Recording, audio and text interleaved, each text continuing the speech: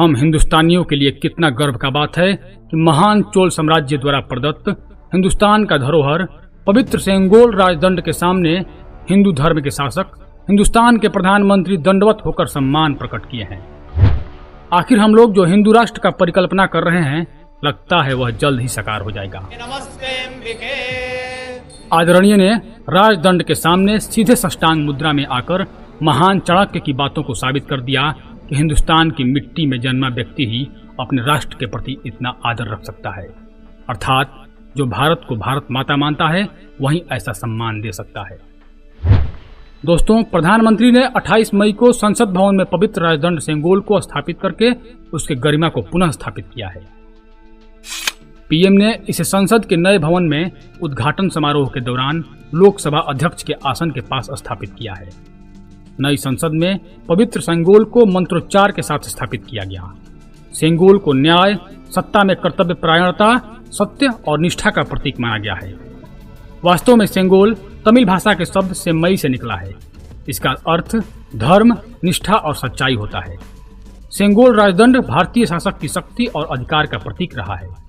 यह 5 फीट लंबा चांदी और सोने से बना एक दंड है। मौर्य, गुप्त, चोल और विजयनगर साम्राज्य में सत्ता का हस्तांतरण इसी सेंगोल से होता था। चोल भगवान शिव के उपासक थे। इस राजदंड के शीर्ष पर न्याय के रक्षक और प्रतीक नंदी अटल दृष्टि के साथ विराजमान है। आधुनिक काल में इसका इतिहास जाने तो 14 अगस्त 1947 को पंडित जवाहरलाल नेहरू ने तमिलनाडु की जनता से सेंगोल को स्वीकार किया था। उस दौरान ब्रिटिशों से सत्ता हस्तांतरण के लिए चक्रवर्ती राजगोपालचारी ने चोल वंश के सत्ता हस्तांतरण से प्रेरणा लेने का सुझाव दिया था। लेकिन आजादी के बाद यह राजदंड प्रयागराज के आनंद भवन म्यूजियम में जवाहरलाल नेहरू का छड़ी नाम लिखकर रख दिया गया था। चोल वंश में एक राजा से दूसरे राजा को सत्ता सौंपते समय पुजारियों का आशीर्वाद लिया जाता था और सेंगोल का प्रतीकात्मक हस्तांतरण भी होता था। आज नए संसद भवन के उद्घाटन पर इसी परंपरा को अपनाया गया है।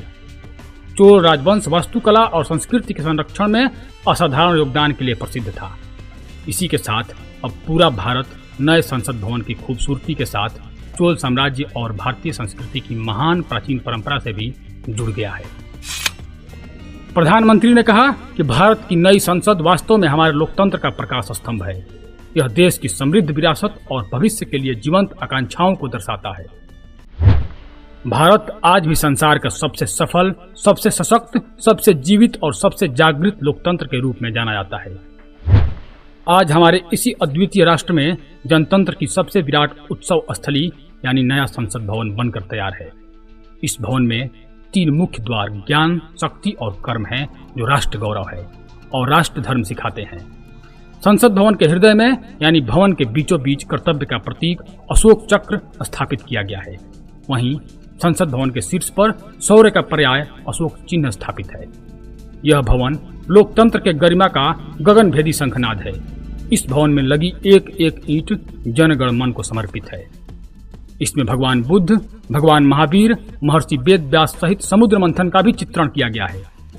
देवी देवताओं के साथ साथ आचार्य चाणक्य और अखंड भारत का रूपरेखा संसद भवन को और गरिमामयी बना देता है।